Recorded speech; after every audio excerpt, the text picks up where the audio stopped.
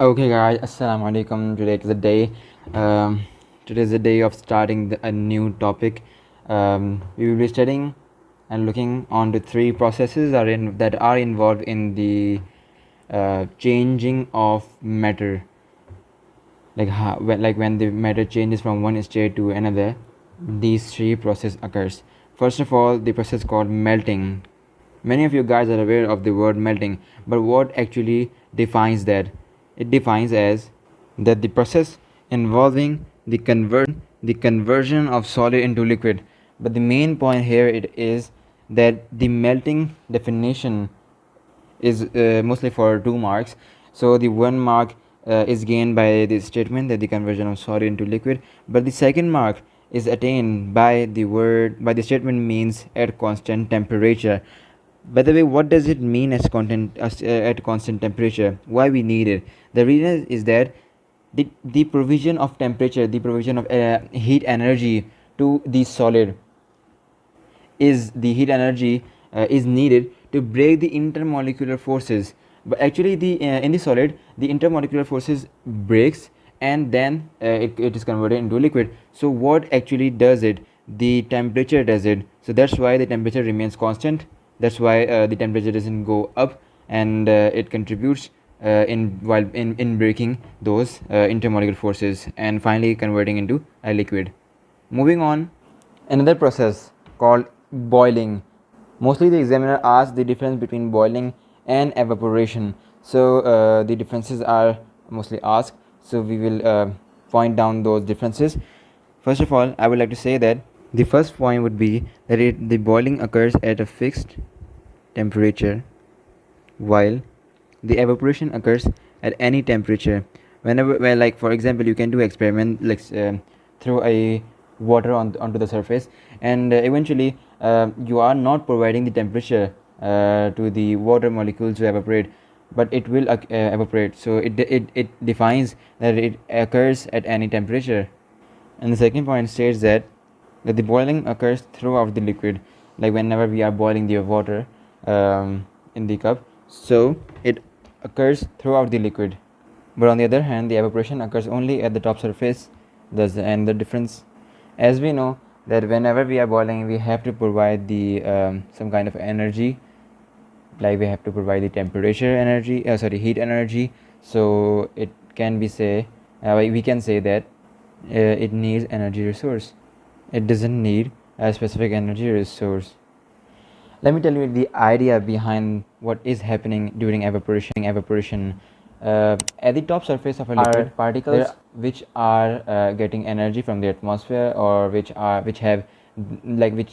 more energetic particles than those which are at the bottom. So automatically those energetic particles randomly collides, and it overcome the attractive forces, and at the end it escapes as gas, like we can see from here. These are the particles which sorry these were they were particles right here, right there, and they gain energy somehow, and they continuously bombarded each other and turn into a gas. So that's a overall idea behind what is happening during evaporation. There are few factors that contributes to increase the rate of evaporation. Well, I will list few of them. One of them can be